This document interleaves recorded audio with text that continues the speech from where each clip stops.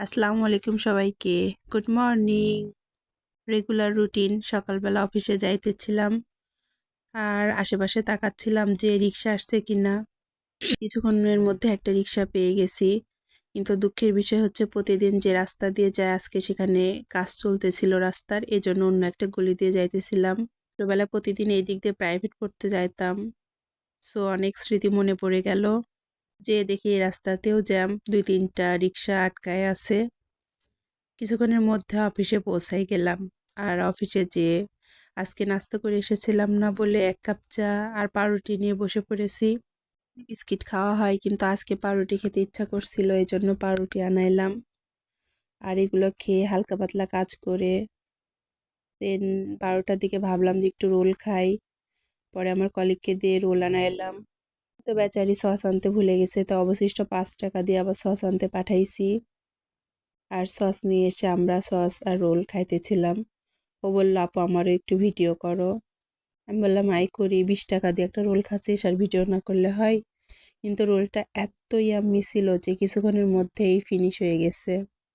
Last টাইমে হাতে একটু মেহেন্দি পরলাম, আর এই একটা ডিজাইন গুলো গুলো, যেটা ছাড়া আমি ভালো কোনো ডিজাইন করতেই পারি না।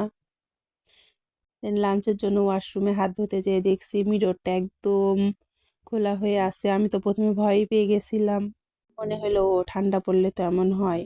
আর আজকে একদম সিম্পল লাঞ্চ ছিল, কিন্তু শুরুতে ভিডিও করতেই ভুলে গেছিলাম। দেন অফিস ছুটি, টাটা বাই বাই করে বাসায় যাইতেছিলাম। আর এমনভাবে রাস্তাগুলো কেটে রেখেছে যে কোনো সময় দুর্ঘটনা ঘটবে এমন মনে হচ্ছিল। বাসায় যাওয়ার পরে মনে হলো কিছু একটা বানাই। ফ্রিজ থেকে কিছু মোমোর পুর করা ছিল, এটা বের করে নর্মাল হতে দিছি। দেন ওইগুলো একটু গরম করে নিচ্ছিলাম। আর এদিকে সুন্দর করে আটার একটা ডো তৈরি করে নিছি মোমো বানানোর জন্য। তারপর ওগুলো ছোট ছোট লেচি কেটে মোমোর পুরগুলো ভিতরে দিয়ে যেমন পারছিলাম মোমোর শেপ তৈরি করে নিচ্ছিলাম। মোমোর শেপ দেওয়া শেষে রাইস কুকারে পানি গরম করে একটা প্যানের উপর ওইগুলো বসাই দিছি, দিয়ে মোমোগুলো ভাপ হতে দিলাম। কুকারে অনেক লেট হবে বলে কারেন্টের চুলাতে রাইসের পাতিলটা বসাই দিছি। কিছুক্ষণের মধ্যে আমাদের মোমোগুলা ভাপানো কমপ্লিট। এবার আমি সস বানাবো।